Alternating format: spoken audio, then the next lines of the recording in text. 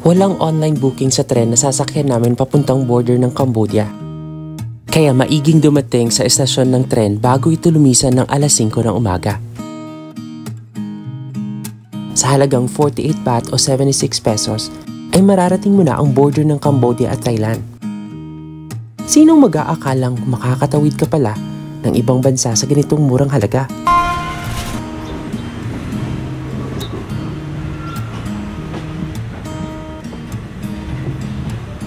There's a new day that will come again tomorrow.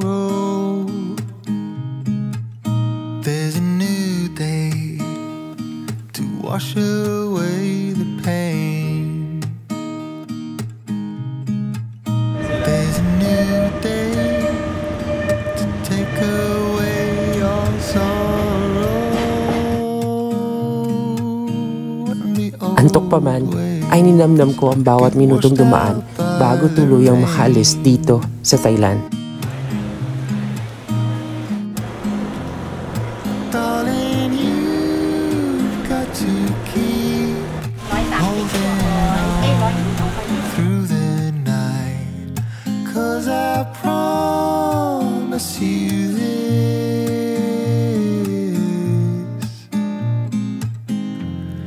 If you try to get some sleep, if you give up the fight, if only just for a bit. There's a new day. Leave behind your troubles. There's a new day. 15. That will set you free. Ilang oras ang nakalipas, ay tuluyan na ngang bumuhos ang ulan. Tila ba sinyales ng maaring kapahamakan? Sa kabila nito, ay tuloy pa rin ang biyahe. I will always think of you and me.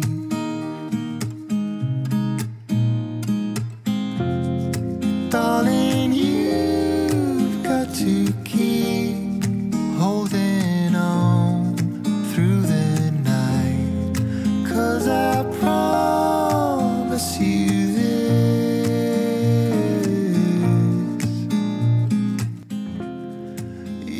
At nang kami makarating sa Klong Lok border, agad kaming dumiretso sa immigration ng Cambodia. Papasok tayo dyan. Okay.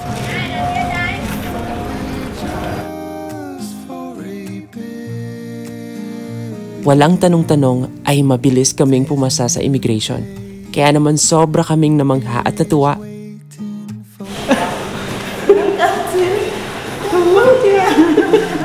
Pero ang sayang ito ay agad na pinalitan ng kaba.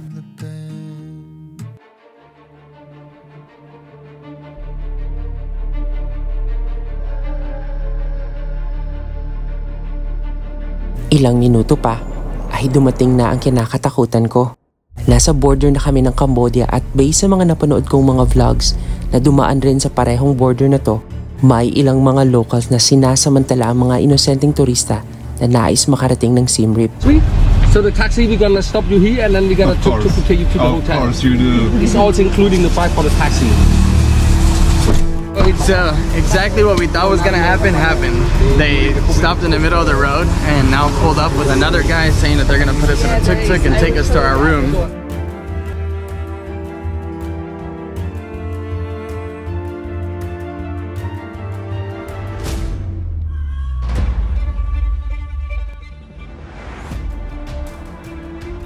Okay, we're going to Mud Monkey, sir. Yeah. Okay. Oh, okay. Thank you. Dating na pagdating namin sa border, may lumapit. Kausap namin are people different from the driver. Pagdating doon, unang hiningi sa amin is bayad eh. No, laki, one. What? Yeah. No, it's okay. What? Pay me now. When you ride the dream, no pay. Nagmatigas kami na wag mo nang bayaran. And so nag-agree sila, hinayaan kaming umalis. In-accept namin yung offer. Parang may feeling talaga ako na, ay, parang may something na akong kinakabahan ako na may hindi magandang mangyayari dito. Kulbaan pero na i-portion sa kung kulbaan nga di ni mao. Hanggang sa umabot kami sa point na pinababa kami sa isang shop, souvenir shop, kasi kakain daw yung driver. Sabi, 10-minute break, the driver will eat, you all go down. Ganon siya. So, go down, go down. So, bumaba kami ng lahat kami bumaba. Ironic kasi yung mismong driver, lumalapit siya sa cashier table, parang may kinukuha siyang mga yosi and all, na hindi siya nag-act as a driver or as a customer or a paying customer. Para siyang kakonsyaba. So, naiihi din talaga ako. So, ihi na talaga. Pumunta kami ng toilet. So, lahat kami umihi. Tapos, paglabas namin, nakita kami ng babae pala na nag-toilet. You use the toilet? You need to buy. You buy, you use the toilet. So, Bumili kami nito, ganyan-ganyan. Hindi daw pwede na umihi kami nang hindi kami nagbabayad and all. So, si Joped na napakagalante naman, bumili ng drinks, nagbayad. Ako, parang, ang gusto ko kasi parang mabilisan.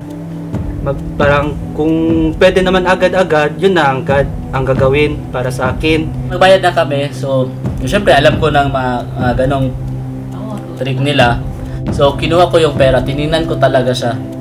Nung tiningnan ko, nagdadalawang isip ako kasi isipin ko, nagtawa-tawa kasi yung girl. So feeling ko, okay lang siguro yun. Mabibisit ka sa sarili mo kasi alam mo na hindi yun pwede. Sinabi na sa video na wag talaga tanggapin yung mga ganong pera kasi di yun naaya. So nangyari, kinuha ko, binigay ko din sa kasama ko. We didn't know na yung binigay niyang dalawang $20 are old money. Pagka siya na ako. Good. Good, right? Bagag My nawong. favorite. Favorite? This one. Yeah, papaya. Bagag nawong, good. He said good. Bagag nawong. Very good, my favorite. how Papaya. much in dollar? $2. Yeah, please. And then pagdating namin sa Siem Reap, sinabihan kami bumaba kasi kailangan daw naming sumakay ng tuk-tuk, which was not part of the agreement. Ladies and gentlemen, so now we are in Siem Reap. This is the last stop. So also we are organize you by tuk-tuk from here to your hotel. Yeah, this is a bus station last stop. And also we got the path. We have the tuk-tuk bring you to your place. I thought But also we don't need to pay. We include for 2 hotel. We will take you for free. Okay. And then nung binigay na namin ang pera na mismong nanggaling dun sa babae, nakasabwat nila. 2, because this is all money. We cannot take it. Nagkaroon ng content tension kasi nga yung money na binigay ng girl na binayad namin sa yung mismong middleman is ayang tanggapin kasi nga daw it's old. Sa takot na maaring di kami ihatid sa aming hotel, ay napilitan kaming sumakay sa tuktok at nagdesisyon kaming papalitan sa bangko ang perang isinukli sa amin. Baka sa mukha namin ang pagod at pagkadismaya. Ilang minuto pa ay dumating kami sa aming tutuluyan. At saka kami nag-abot ng bayad ng 160,000 Cambodian rial, ang katumbas ng $20 US. You count again, James. So this one is 100. 100,000. 160. 160,000. 160. Atau banjir tu. Sebenarnya dah ikut. Apa ni siapa? Sa aming pagkadismaya, wala nang nangyaring room tour. Sa kabila nito ay tuloy pa rin kami sa aming plano. Minabuti namin kumuha ng panibagong tuk-tuk driver na magdadala sa amin sa Angkor office. At dito, nakilala namin ang mabait at mapagkakatiwalaang tuk-tuk driver na si Sukan. Matapos bumili ng tiket para sa Angkor Wat Tour, kinuha na rin namin si Sukan para maghatid sundo sa amin kinabukasan. Paul ni quân đấy ở chạy du xuân là lại. Đi qua thưa chủ. Ocean Paul. 5:30 finish. 5:30 finish the sunset. Kinagabihan, maaga kaming nagpahinga para sa tour namin kinabukasan. Good morning mga Lakocheros, it's our day 2 here in Cambodia and we're now preparing for our Angkor Wat tour. So bago tayo pumunta doon, gusto ko ipasilip sa inyo ang aming room dito sa Mud Monkey. dahil kami busy kahapon dahil sa immigration process, sa pag-transfer, sa pag-cross ng board. So, ngayon ko na lang ipapakita sa inyo. So, eto siya. Ayan. So, ang unang makikita dito sa room na no, pagpasok mo sa video, which is very unfortunate. So, sa side ay may CR kung nasaan nandyan si Chopet. Yan. Ang CR na to ay may sink, of course. May shower. And kubeta. Aming room, this is a bunk bed accommodation. Good for 6 people. At dahil 5 kami, may isang extra at wala namang nakakuha ng bed na yan. So, the room is all for ourselves. So, yan. And meron din kaming veranda. Ayan. Pero, madilim pa guys. Wala kayong makita. It comes with an inverter, aircon, at electric fan at trash can. Napaka-importante yan guys. Gaya ng napagkasunduan, bago mag-alas 4 ay nasa labas na si Sukan, nakaabang para ihatid kami sa Angkor Wat. Kapansin-pansin naman ang taas ng energy namin. Ko lang pala.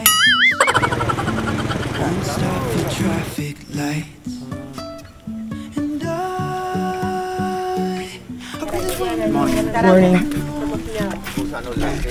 Good morning. Good morning. Welcome to channel Makam. What was that again? Welcome to my channel. Oh, welcome to my channel. Thank you. Even if I'm falling down, I will keep on searching for my highs. So mga lakotseros, nandito na tayo sa Angkor Wat at as early as 4:30 nandito. Pumunta na kami dito and ang dami ng tao. Ngayon, it's already 5, what time? 5:09. Ngayon, it's 5:19. Nintay lang namin ang sunrise, which is said to be the best spot for sunrise, itong Angkor Wat. At puno ng tao. Hindi ko alam kung makakakuha kami ng magandang spot or picture dito. Pero unti-unti nang lumalabas ang sun.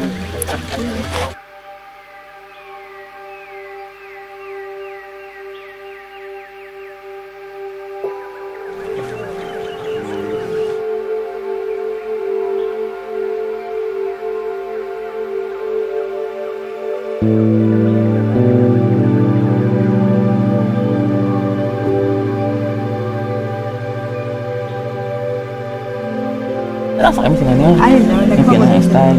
Yeah. Oo. Tanawa. Okay naman, Gus. Hindi ako no. Okay naman. Pati na lang, Gus. Ano yun? Mula sa aming kinatatayuan, tanaw namin ang angking ganda ng Angkor Wat. At sa dami ng foreigner sa paligid, naisip ko na baka mahiyang magpakitang gilas si Haring Araw. Ang Angkor Wat ay isa sa pinaka-importanting archaeological site sa Southeast Asia. Sa lawak na 400 square kilometers, ito ay tinuturing na largest religious monument sa mundo, na ngayon halos na sa ika-900 taon nang nakatayo. Ito rin ay ang 7th Wonders of the World at isang UNESCO World Heritage Site. Itinayo noong first half ng 12th century ng Khmer Empire bilang isang Hindu temple na di nagtagal ay naging isang Buddhist temple dahil sa pagbabago ng paniniwala ng mga locals rito.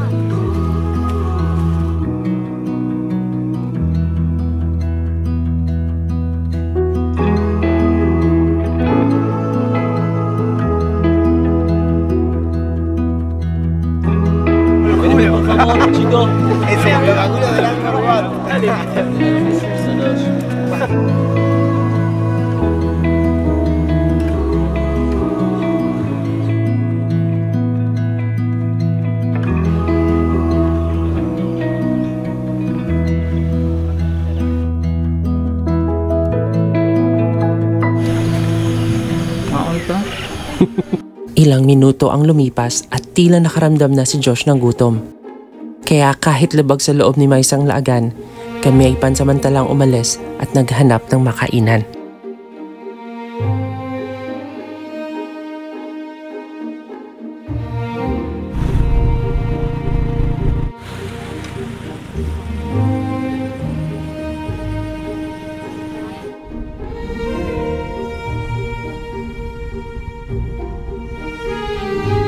Dito na nga kami dinala ni Sukan para kumain at kung saan namin na-discover kung gaano kami kayaman. My breakfast is worth 28,700. Oh, ikaw, magkano ginastos mo? 28,700 also. 28,000. Ikaw, Miss, magkano nagastos mo? My meal is actually 28,800 but I paid 30,000. Wow. So keep the change. Ikaw? Mine is 38,000 in real. Wow. So how much is our total bill? Our total bill is worth 170,500. Oh, 170,500 for all of this. 8. Oh wow. We're so rich. Yes. Ang yayaman talaga namin, mga mapagpanggap. Oh, this is enough. Wow. All my money is yours. More money. All my money is yours. Kaya mo pa? Kaya, let's go. Ngayong busog na kaming lahat, we're heading to Taphron Temple.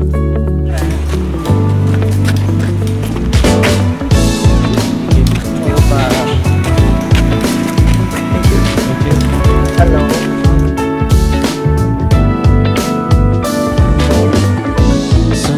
Days they go shorter with every hour, every minute of every day. Couldn't sleep even if I wanted to. Need to cherish every moment left with you. The leaves change the color, fall is closing in, will break my heart yet once. Labo na siya. Labo na siya. Hit that.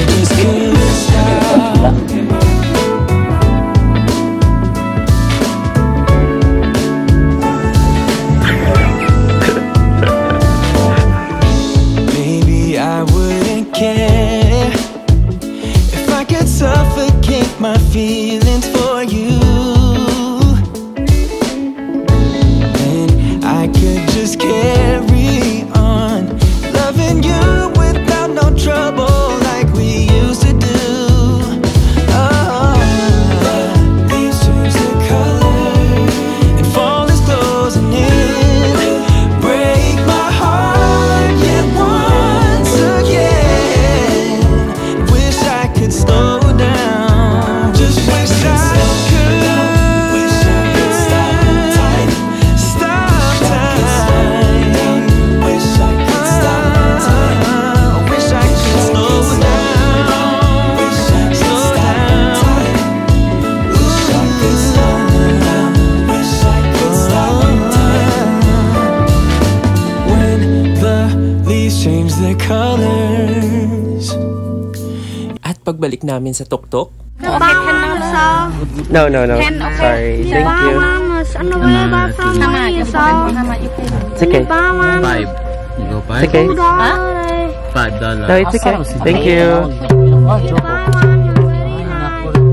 It's okay. It's okay. Thank you. nakakaawa man tingnan pero mahigpit na ipinagbabawal ng bansang Cambodia ang pagtangkilik sa mga batang naglalako ng kung ano-ano. Isa raw itong panghihikayat sa kanila na maghanap buhay na lamang kesa mag-aral. Ayon rin sa datos, may ilang mga magulang sa Cambodia ang nagtutulak sa mga batang ito na maghanap buhay sa murang edad. Masakit man sa dibdib na tanggihan sila para sa maliit na halaga. Dapat ring isaalang-alang natin ang kapakanan nila kung magpapatuloy ang ganitong klaseng pananamantala. Sa kabilang dako, tila ay na-corner si Josh.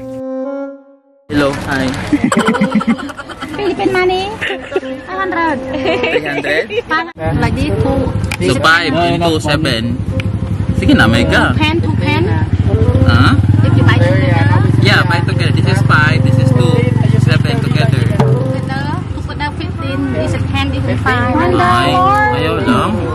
color ni Mads? Yeah, this is Christian Rishi. Which side and after you each Rishi. Yeah, but... I'm hoping for you guys.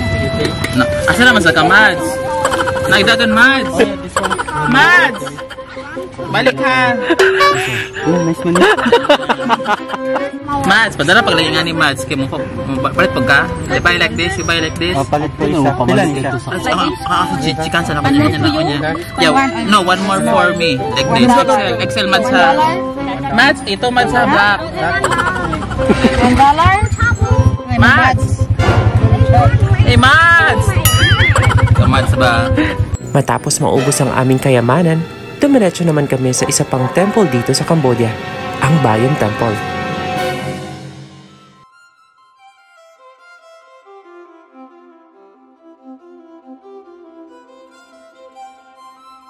Ang Bayon Temple ay ang huling state temple na ginawa noong 12th century. Ito rin ang kauna-unahan at natatanging temple na ginawa para sa Buddhism.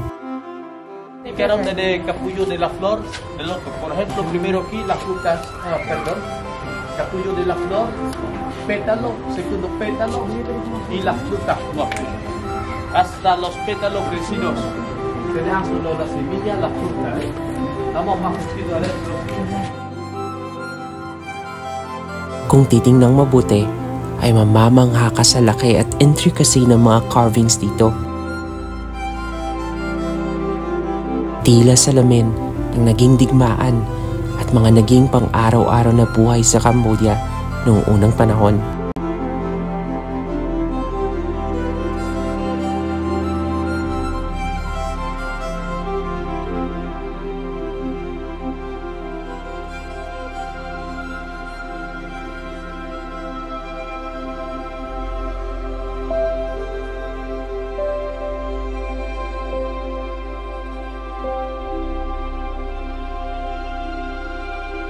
Di pa tapos ang araw pero kami tila pasuko na. Sir, we're going to 7-Eleven. We're just buying some food and then we go back to the hotel. Yeah, no problem. Is that okay? Yeah, no problem. Alright. Who needs water?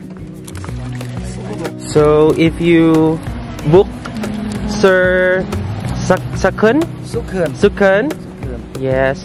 He will tour you around the Angkor Wat and all the temples for the whole day and you get free water. Alright, a lot of water, cold water. Thank you, Sir Sukan. Yeah. Ang bansang Cambodia ay talagang mag-iiwan ng marka sa aming lahat.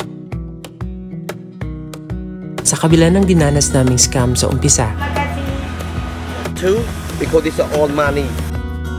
nag-iwan naman ito ng magandang karanasan sa huli. Mula sa nakakamahang temples, ilang mga banyagang nakilala, Thank you. You kiss the face. at syempre, ang talagang nagbabago sa pagtingin namin sa Cambodia ay ang tapat at mabuting tuktok driver naming si Sukan. Ang mga tulad niya ang nagbibigay pag-asa na may kabutihan pa nga sa mundo. Pero for now, chill muna kami rito dahil may biyaheng Vietnam pa kami mamaya. Alam mo na. I'm buzzing, let's drink up. Your death look like big fun. Come on, let's get it on. Like that one, fin gay song. I'm stunning, you love it. Come on, give me something. I know that you want it. Come on, give me something. The night is young and so are we. So maybe you should leave with me. The night is young and so are we.